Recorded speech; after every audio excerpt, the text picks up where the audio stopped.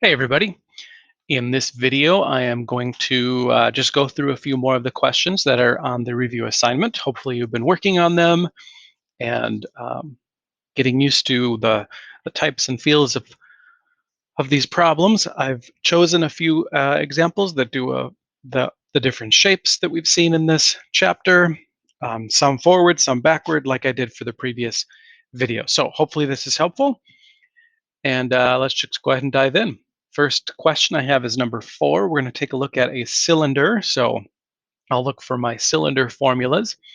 I want lateral, surface, and volume. So we need all three of them. We'll use all three formulas. First formula for lateral area says that it is the perimeter of the base times the height, or the circumference times the height. So 2 times pi times the radius. We are given the radius, we're given the height, so we can plug everything in and get 440. Since I said the exact lateral area, we'll just leave it like that. If I want an approximation, I can plug in pi to my calculator and multiply it out. But I want the exact for this one.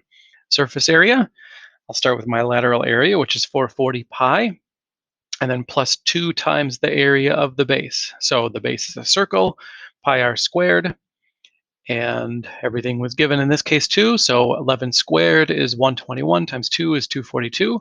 440 pi plus 242 pi gives me 682 pi. That's my exact answer, and that's what I'm looking for, so I'll move on. Volume is area of the base times the height for prisms and cylinders. Area of the base, pi r squared, height is 20. Plug it in. 11 squared times 20 is 2,420. And since I want an exact answer, I'll leave the pi in there, and that is that. As long as we're given the information, we got the formulas. Problems like these should be pretty straightforward, as long as we use the right formula. Next one I want to take a look at is the next problem in the review. Question number 5. This is a cone problem.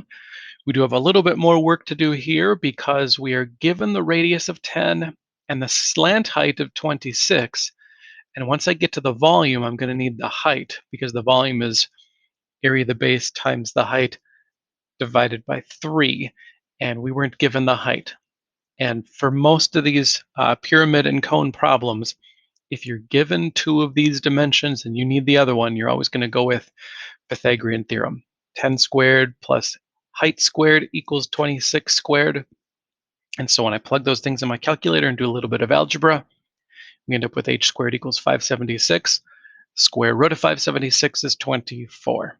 So once I do that, I've got the height, and then I have everything that I need to do the problem. Lateral area is, for a cone, pi times the radius times the slant height. So 260 pi is the answer there. That's an exact. We're looking for the exact on this one also. For the surface area, I take the lateral area plus the area of the base. Base is a circle, so pi r squared for the area of the base. Add 260 pi and 100 pi to get 360 pi. Exact answer. And then the volume is area of the base times the height divided by 3. Pi r squared times height. Again, that's the height, not the slant height, divided by 3. And there's my 800 pi for that one. All exact answers, all in terms of pi. If you want approximations, multiply it out on your calculator. The next one, skipping ahead to number 12, I wanted to make sure we saw a net for this problem. And the net we have here is for a triangular prism. We've got the lateral faces here, and then the bases on the top and the bottom. So for the lateral area, we've got the perimeter of the base, 9 plus 12 plus 15, times the height of the prism, not the height of the pyramid or triangles or anything like that, but the height of the prism, the distance between the bases, that's the 20. And so perimeter of the base times the height, there's the 720.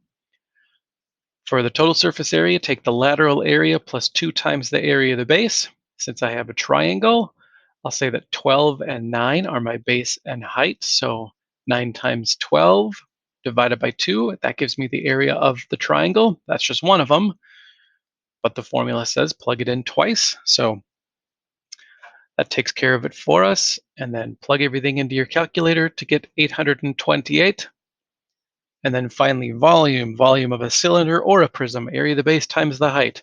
We found the area of the base already. The height was given to us, and so 54 times 20, 1,080. And then the last one I'll do for this video is question number 14, a real world problem. There's a few of them in this assignment. It tells me that a golf ball has a circumference of about 5.28 inches. Now that's the circumference. And so right away, as soon as I see that word circumference, I'm thinking about the formula. Circumference is pi times diameter, or 2 times pi times radius. And so even before looking at part A, I did this calculation. The circumference is pi times diameter. Divide both sides by pi, I get a diameter of about 1.681. I'm not going to do an exact answer for this problem because we're basing this off an approximation anyway, so an exact answer wouldn't make a lot of sense. And then I say that if the diameter of one of these golf balls is 1.681, that's how wide the box is, that's how long the box is. And since I've got 2 golf balls here, I'm going to have the diameter once and the diameter twice. Think about drilling a hole straight down the middle of this from the top to the bottom. We're going all the way through the first one and then all the way through the second one. So the diameter 2 times is that dimension. And so when I say give dimensions, I'm looking for this by this by this. And the order that you give them doesn't matter. If I wrote them in a different order, it means the same thing. 3.361, which is just double 1.681, and then 1.681 wide, 1.8681 long, and there are the dimensions.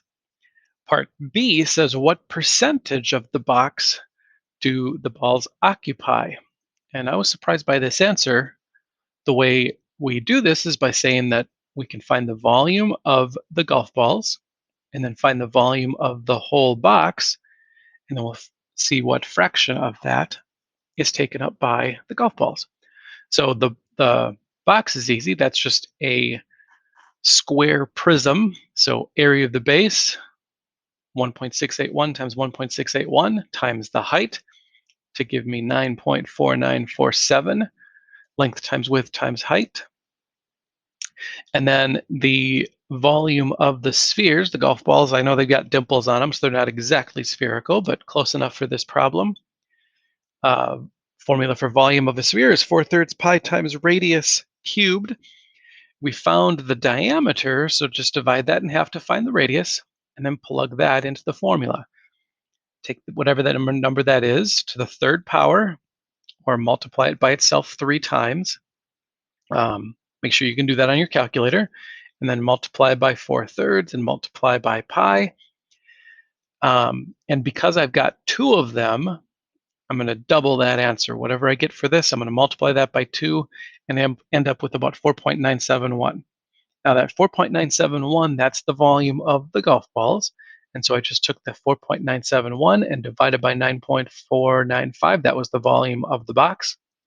And I got about 0.524, which means only about half of that box is filled up with the spheres inside, which was surprising to me. I thought it'd be a little bit higher than that.